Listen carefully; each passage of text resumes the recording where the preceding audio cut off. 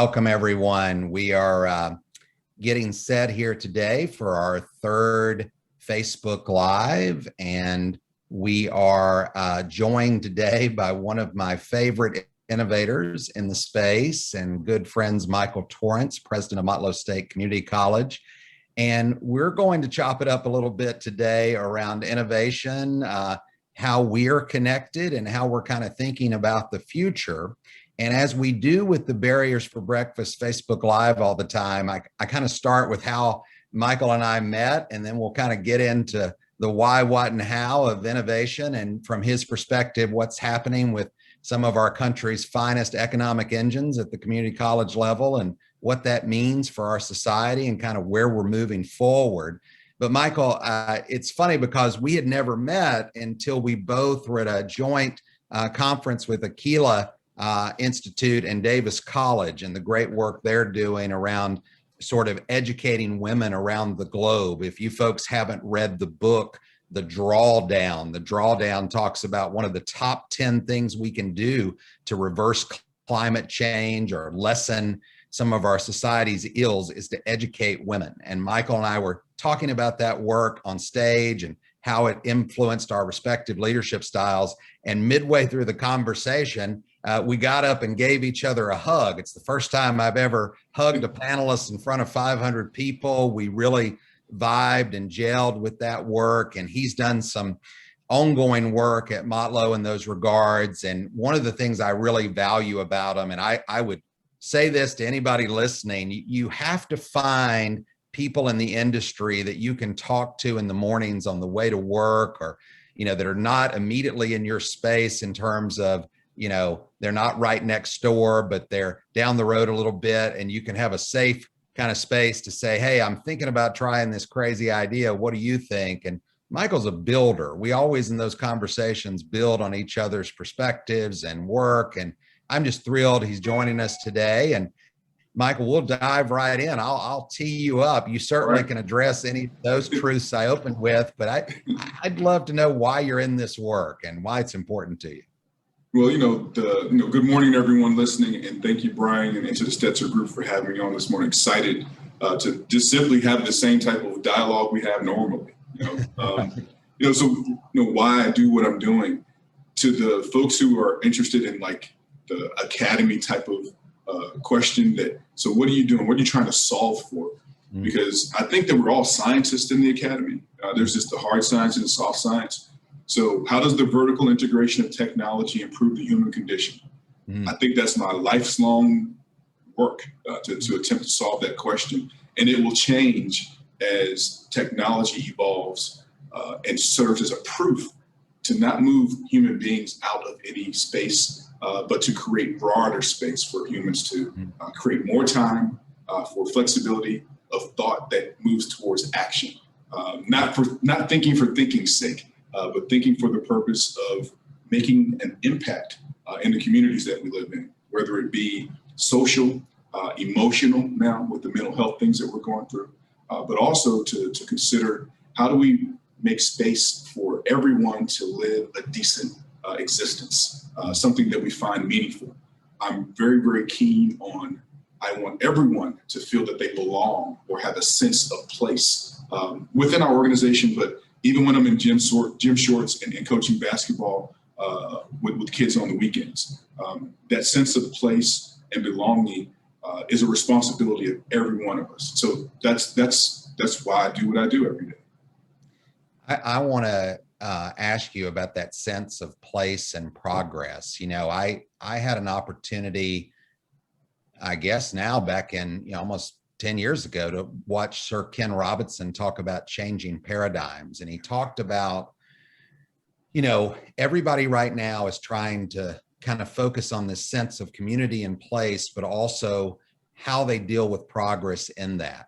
And I think what we've seen over the last year in COVID is this exacerbation. If you are connected to cities or you're not connected to cities, how do we ensure that people have a great sense of community and also opportunities for progress?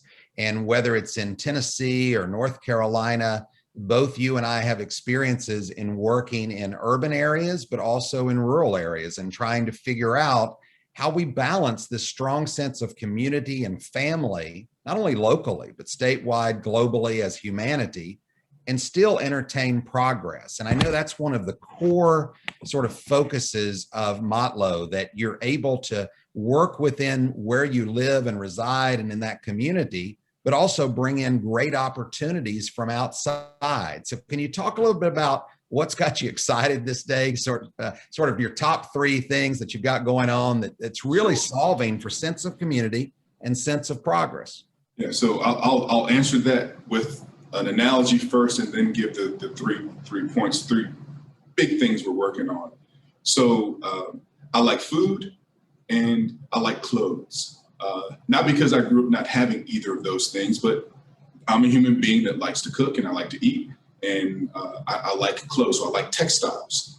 So if anyone who's listening is out there who is a person who measures the spices that they put in their food, or when they're kneading their dough and they're like, okay, I'm gonna throw a little bit of cinnamon in this, or maybe this needs another dash of salt, or maybe this needs to have some organic stuff in it that my kids don't know that I put it in, but it's good for them. And the same thing with the clothes. When you weave, if you ever seen anybody weave anything or sew anything together, those are the types of projects that we look for, where the ingredients are not always by measure. The ingredients are sometimes not risk adverse.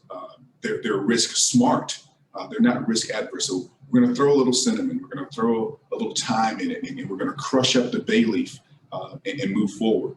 So the 3, I guess, most exciting things happening is just last week, we were able to announce that with Silicon Valley Ranch, who's a solar company, Cumberland Land Trust, Jack Daniel, the city of Nashville, Vanderbilt University, Knoxville, and TVA, the Tennessee Valley Authority, in Moore County, Tennessee, the county itself, we were able to secure a $100 million investment in solar energy. So that's one of the big things. And Bryan, it's so hard to sit on embargoed information. We've known about it for months, but we're able to actually get it out public because this is going to bring 500 new jobs. It is probably one of the biggest impacts and changes for Moore County in the last 152 years outside of Jack Daniel whiskey. Another opportunity we're working on is the creation of mixed reality and extended reality laboratories and academies. And it's going to be a little bit different, and I hope it raises some eyebrows to the folks listening. It's not just about playing games. It's about creating that space, again, creating space and belongingness for young people who they grow up on video games, and now they have an opportunity to learn how to code, create, delve into programming on the back end side, security and systems. Perhaps some homeland security opportunities will come out of this, cyber defense and security. So we're not just looking at these things as degree pathways. We're looking at micro-credentialing to macro-credentialing, micro-credentialing to a workforce pathway. And that's the part that I'm really excited about, to create opportunities for people to get the certificates that they need that are industry recognized, and they can walk in at 20, 21, or earlier and make a really good paying job, a career. So going from the ideology of job to career, we talk about that too here in those realms. The last thing is we've been working with the Whiskey Trail. So Uncle Nearest is a newer whiskey brand, CEO Fawn Weaver, and then Jack Daniel are connected through the Uncle Nearest or Nearest Green story. Uncle Nearest or Nearest Green is the person who taught Jack Daniel how to distill whiskey, came up with the method and the recipes, and was the first master distiller. So we're working towards creating not only a pathway, we've completed the AS degree pathway, we're working on the AAS and micro-credentialing, and we're gonna have inside of the Engage platform in virtual reality, a speakeasy inside this space that can be watched on flat screens that may be being watched now, as well as inside of the metaverse, as we like to call it, inside of the virtual world. You can join us and you'll hear from master distillers, women in the industry. What does it take to have long-lasting permanence in the industry? And we share this idea, this concept that practice never makes perfect. Practice makes permanence. And so that's what we're looking for as we're sharing these with our communities, our students, and the often neglected, I think, on a broader scale conversation around our employees. And that is include all of the subgroups that they like to share with themselves. But I just say we're one big Motlow family. I got to tell you, I mean, there's so much to unpack in those three examples. So I'm going to do my best and then would love for you to build on it before we talk a little bit about the future. First of all, what in the world is a community college your size doing in $100 million conversation? You and I have talked over the years that, you know, community colleges certainly don't have all the resources they need. There's resource limitations. And I think when somebody says a number like that and the partners you mentioned, they're like, oh, you know, that's great for him, but what about us? But what I would love for you to talk to the folks about is how that comes to pass. I think a lot of people don't understand. They see the end result, like an announcement like that, but they don't understand what's required to partner, to build relationships, to sell the case, if you will, that Motlow can be one of the platforms and one of the key players in this. And I think that's where a lot of leaders, you know, they look to their legislature or they look to, you know, whatever's happening in their traditional funding sources, but they don't necessarily put partnerships out there as a goal. So I want you to come back to that and tell us a little bit about how that came to be. On the virtual reality and the simulations and working with augmented reality, again, that makes absolutely no sense for where you're located historically. How did you get there, right? How did you convince folks that that was going to be something that immediately would be able for you to preserve community, but work in an industry that's largely virtual, which I believe we're going to have to wrestle with coming out of this vaccination period, where it's okay to live in an area, pay your taxes there, take advantage of the great sense of community, the great vibrancy of that community, but have a job that works any hours, anywhere in the world. And you can be flexible around your family situations. I think that's going to make you more competitive, Michael, not less. And I know you share that same view. And then the last piece would be this notion of Uncle Nearest and, you know, Black and brown wealth and closing the wealth gap, not only by telling that story to the world and making sure people know about it, but also establishing a pipeline right through Motlow where those workers can become, you know, whatever they want to be in the future, with learning how to run distilleries, be a part of them, expand them, etc. And so those are three great stories that I know you've told me individually, but I'd love for you to just spend a minute talking about how they came to be, like, because I think people hear them and they go, well, of course, he's fortunate. And, you know, our community college is not like that, but yours wasn't always either. So I'd like for you to tell the listeners a little bit about how you get there, how you begin on those types of partnerships.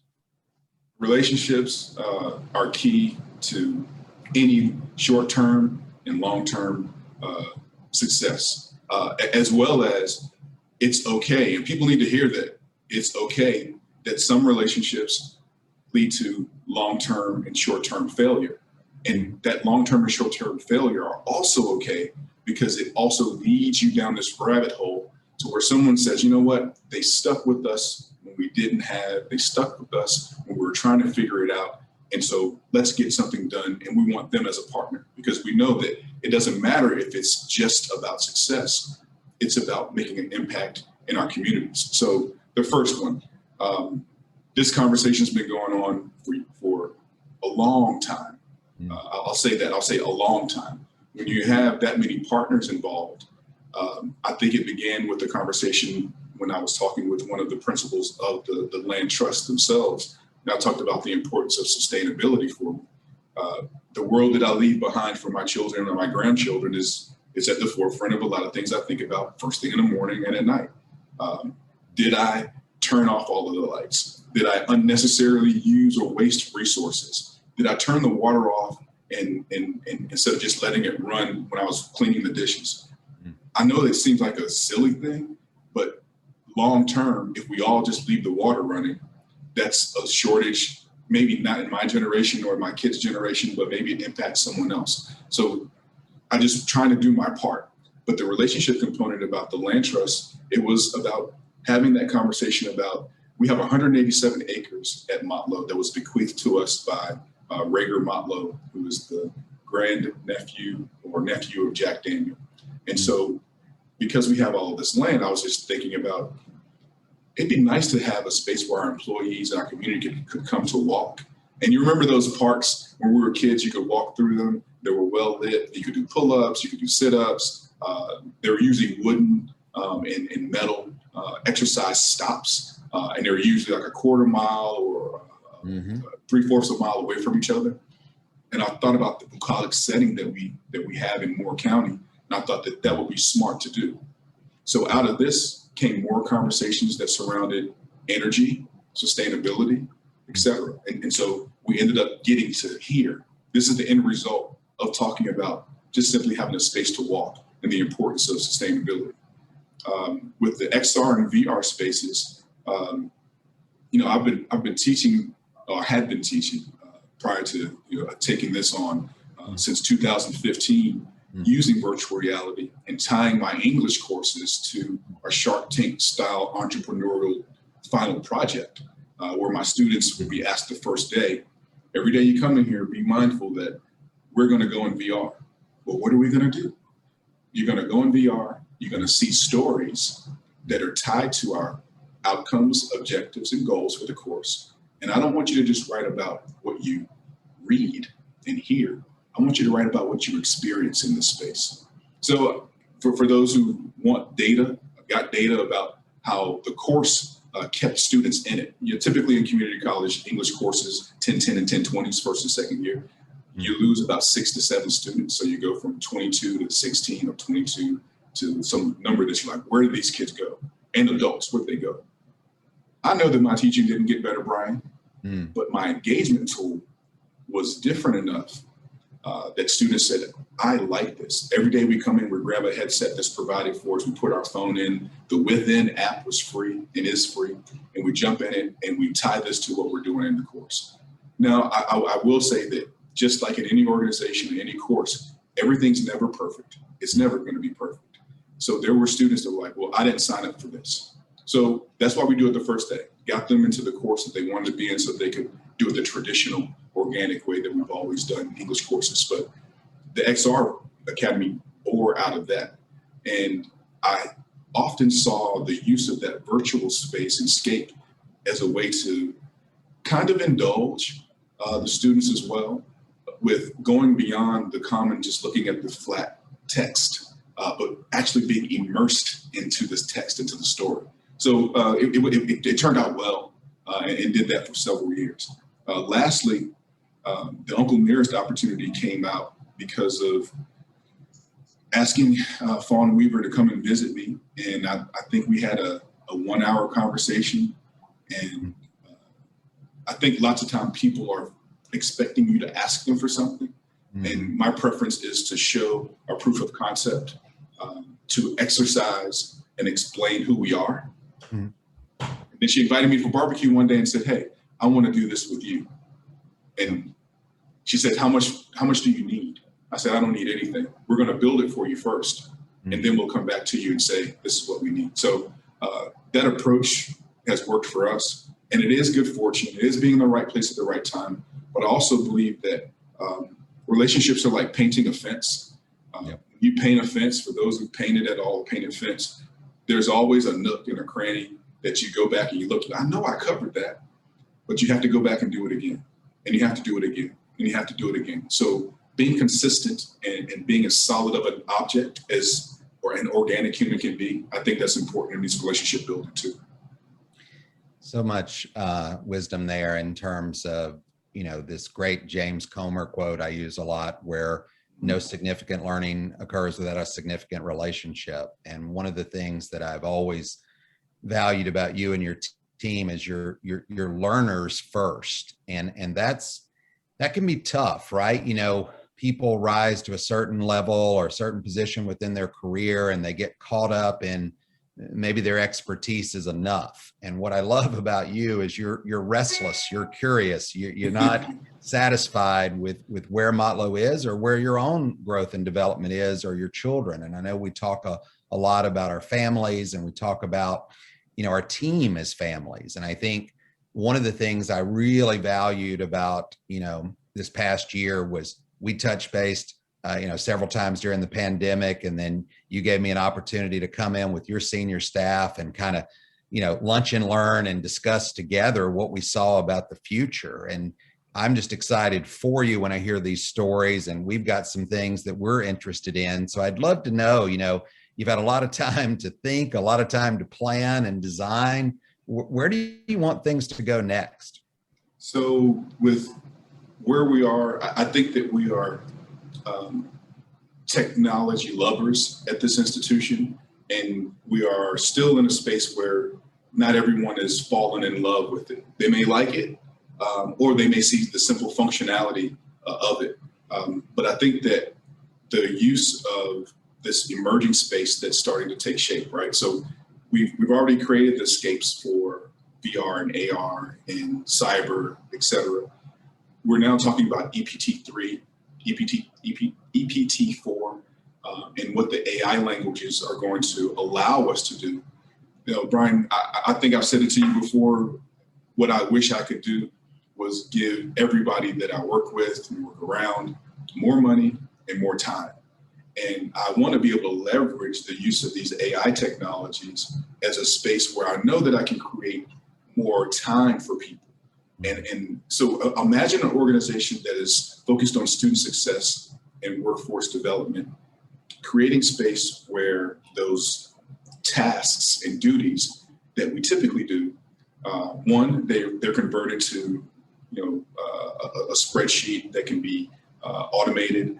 And then we can also teach this AI to assist us so that we create more time for all employees at Motlow State Community College. I can't speak for any other places where they can engage with the student. They can support the student and also learn some things about their own passions that we may not know about, that they can inject into our culture that will positively resonate throughout the campuses that we have and the communities that we serve. So the use of AI for that particular purpose, not to remove any human, because every human is important at this institution. Everybody's important in our communities. So just being mindful of the use of that emerging scape. The next thing for us is there's been an announcement in a county over from us, because we're relegated to 11 county service area, but we are supportive of our sister institutions in the Tennessee Board of Regents system. The $2 billion investment from GM in battery development. So looking at performance vehicles and being a partner with those spaces, tying our wagon alongside, not behind, but alongside our four-year partners and our technical schools, so that we can create pathways for broader engineering opportunities, STEM-centric opportunities. And I think that the future of everything, not just the future of education, but the future of everything, will require some form of digitization. Not that you need to be a native, not that you need to convert what you do. If you want to write on the whiteboard, write on the whiteboard. But perhaps that whiteboard now simply connects with the tools that your students are using in the classroom, so that the context of losing information never has to happen anymore, because it populates on their devices. So I think about things like that, like where can I create space for our faculty to have more time? Where can I create space for staff to have more time? And the professional development opportunities through a teaching learning center we're building here. How does that fit and equate, not with just the academy, but being human, being a community member? And what are you supposed to do with this information as the benefactor once you get it? Because there's a responsibility once you have that information. What are you going to do with it? So that's the future for us. It is deeply rooted, not just in the question I talked about in the technology component, like how does technology improve the human condition? It is the human condition. So I hope to continue to build a culture day by day, minute by minute, second by second, year by year here, where we are arm in arm. And it's not just passe, or someone says, well, that's just a phrase that presidents say. We work shoulder to shoulder. We work in parallel. We're we're working towards no commas in between academic affairs, student success, workforce development, business and finance, recruitment. It is an institution with multiple locations and all kinds of people with all kinds of good ideas. And I guess I'd be remiss if I didn't do this 360 to understand the fear that people have, not just of moving forward because things are emerging, but that it's a change in their own customs and belief systems. So we have to understand what we all value. And from those values, we can start breaking down and getting on the same page or in the same book to move ourselves future forward. So that's what I'd say in wrapping that up. Awesome. I'm going to close our time today with a two-parter question about your own family and the type of students and workers you're helping to mentor, shepherd, and develop. And I'll make a couple statements. There's a favorite quote I have by Jamie Kasip, who worked at Google for years as an educational evangelist. And it says, don't ask kids what they want to be when they grow up. Instead, ask them what problems they want to solve. So with my own family, I spend a lot of time asking my kids, like, how did you get that answer? How did you and your brother create that? Tell me a little bit about what was great today, but tell me a place where you struggled.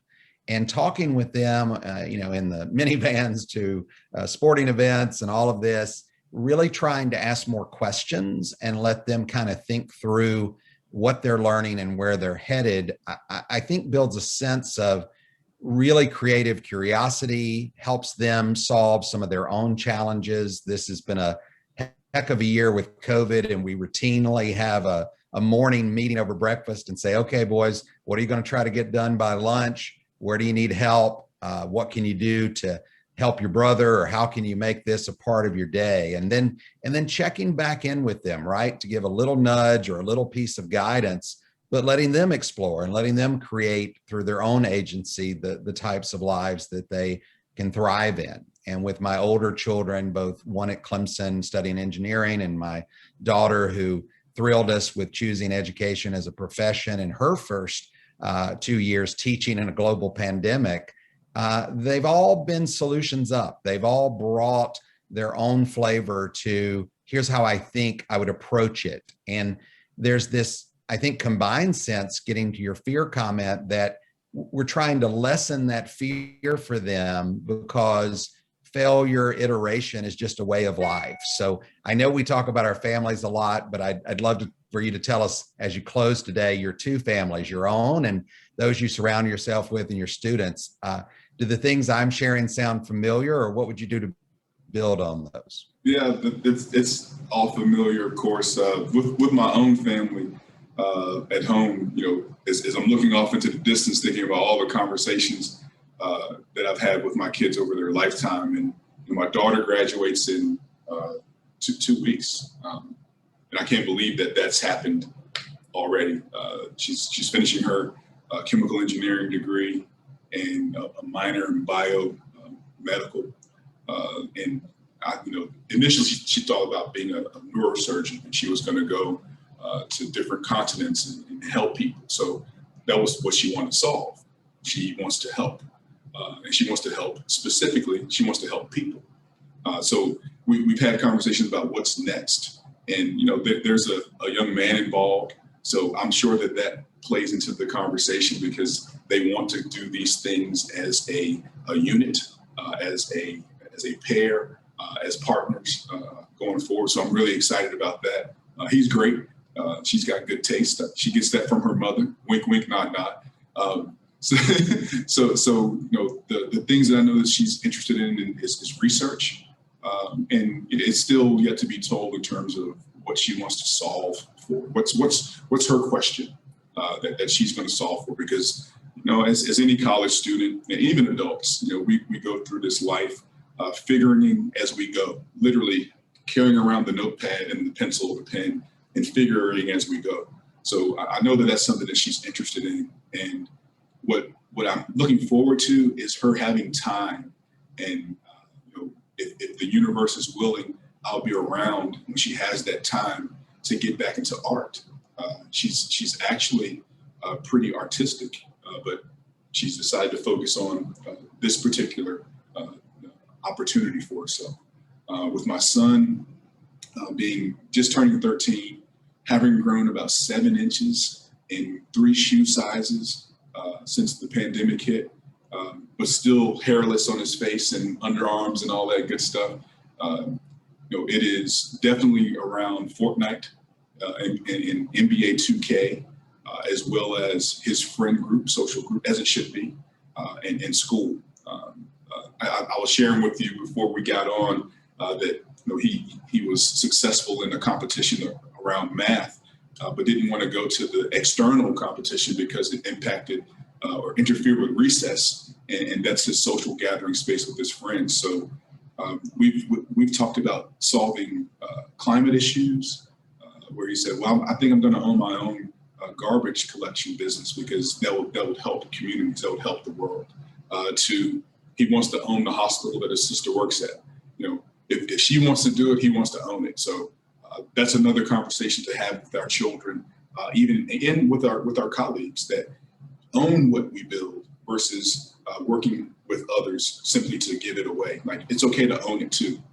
With my Motlow family, I would say that looking at the number of persons who've completed a certificate, a bachelor's degree, an associate's degree, a master's degree, and a terminal degree since we've been together, that brings me great joy, and I celebrate it. And I know that I'm guilty of often talking about the persons who finished the terminal degrees, because those are the groups I'm with. I'm usually with the leadership more than I'm with folks that are staff, and especially during this last year, haven't got to see a lot of people except for Zoom meetings that we've created to have barbecues or to be in your shorts and t-shirt and just talk.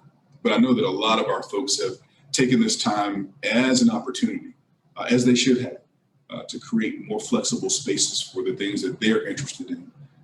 And Bryan, I talk about a lot of different things, but the idea of people creating that space, and I hope that that's on the epitaph. He created space. He helped people create space. He wanted people to know that they had space here, that it wasn't just one way. So with the Motlow family, it's important for me to think through them looking at themselves not just as a tourist with the institution when they come. And I say tourist as a word because there's job and there's career. I think kids do jobs, right? They come in, it used to be a paper route, but adults, we're looking for careers. We're looking for that safe space that's going to allow us to be who we are and grow into who we were going to become. And so that's what I hope that I'm doing here. And the evidence that I have is that people are adopting zany things, as we say, like, what in the world is a community college doing in this space? We don't have a space. Every space is our space. There's no part of the world that's just a part of the world. We're a part of everything that's moving in and out of it. So that's what we're going to be up to. That's what we're doing.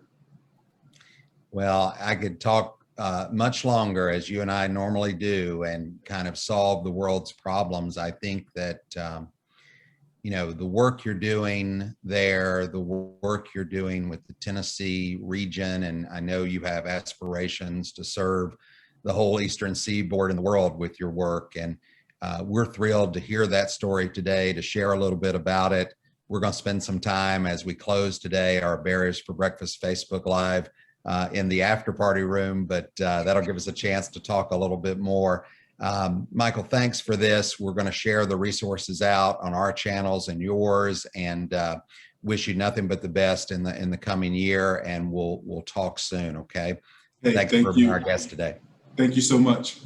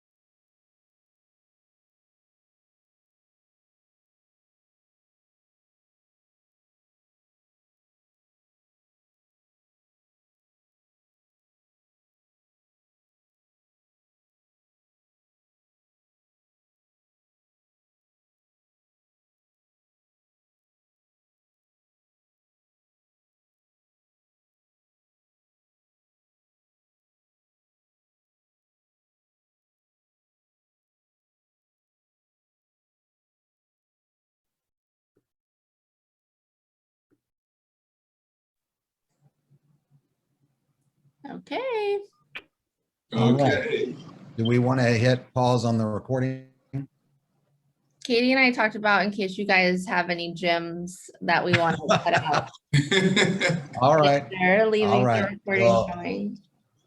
Michael, first of all, thank you. That was great.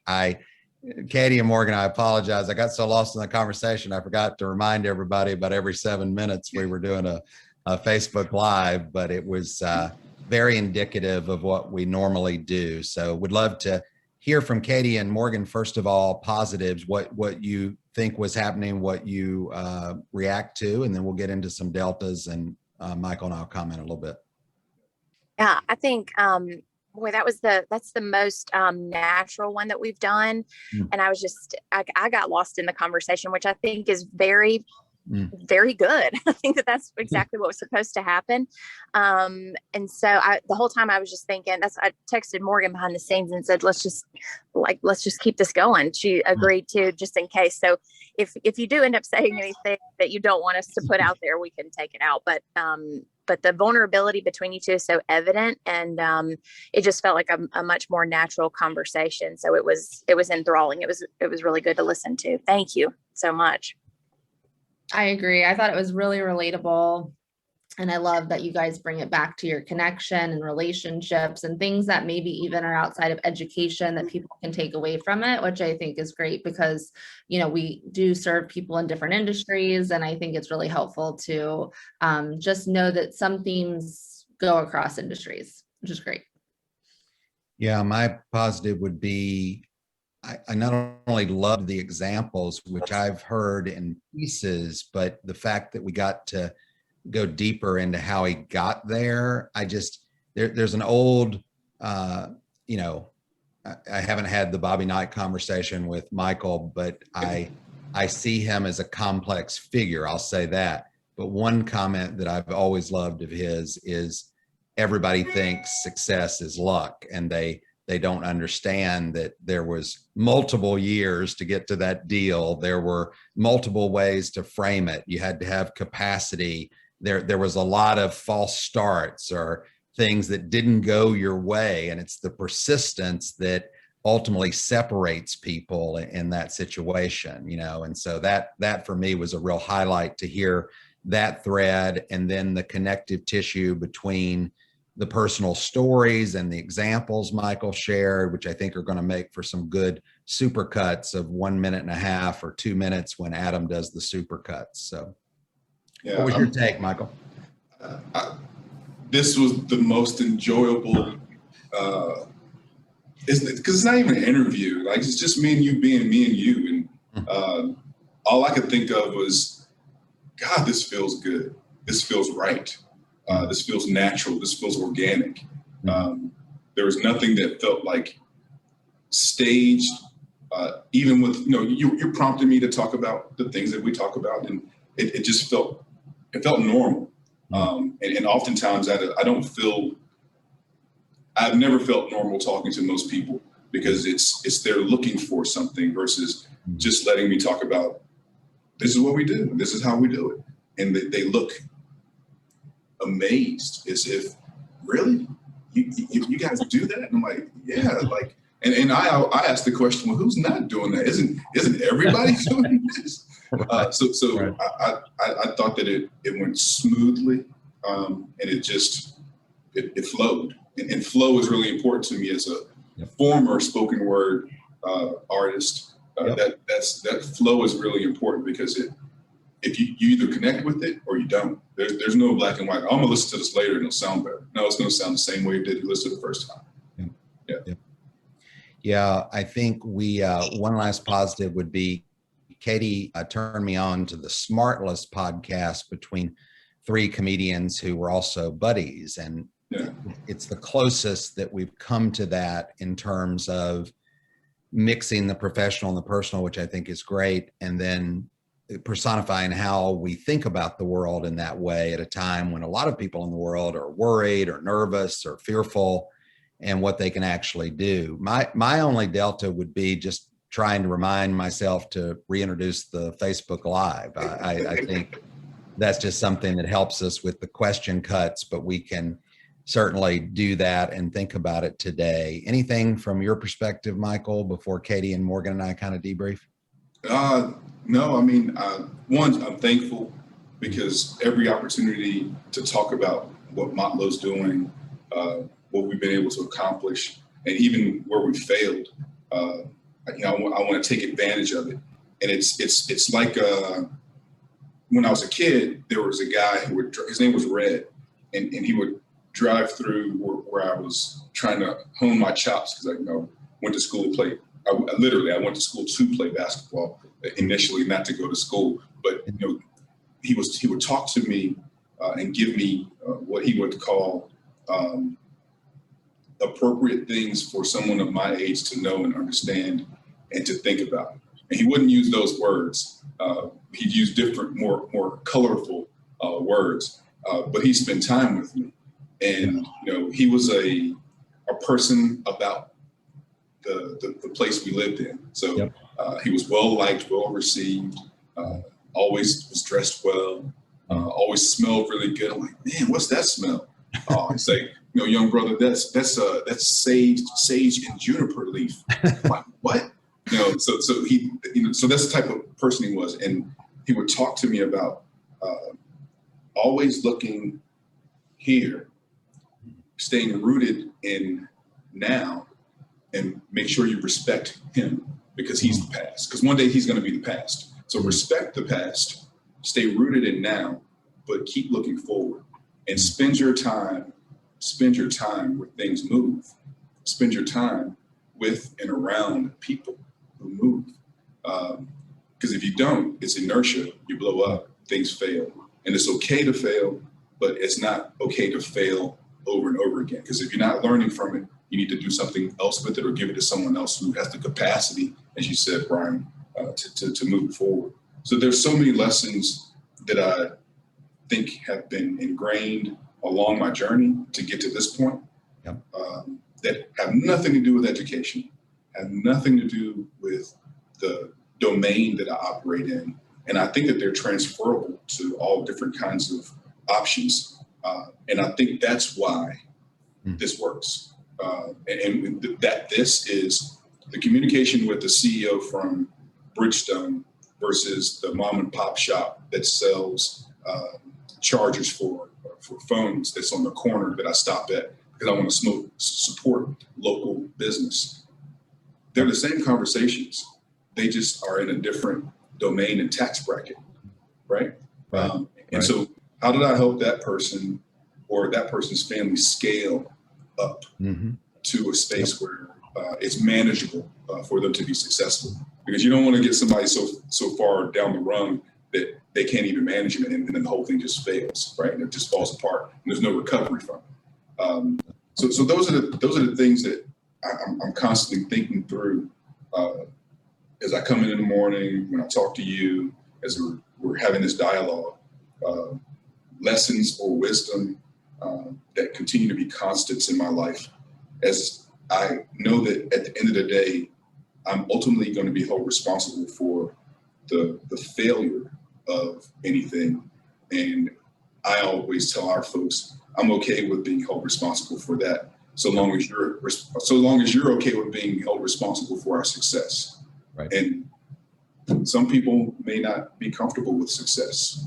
Right. So just a work in progress, like anyone else. And the organization that any of us lead, they're going to be reflections of those who lead it. So just trying to do the best I can every day.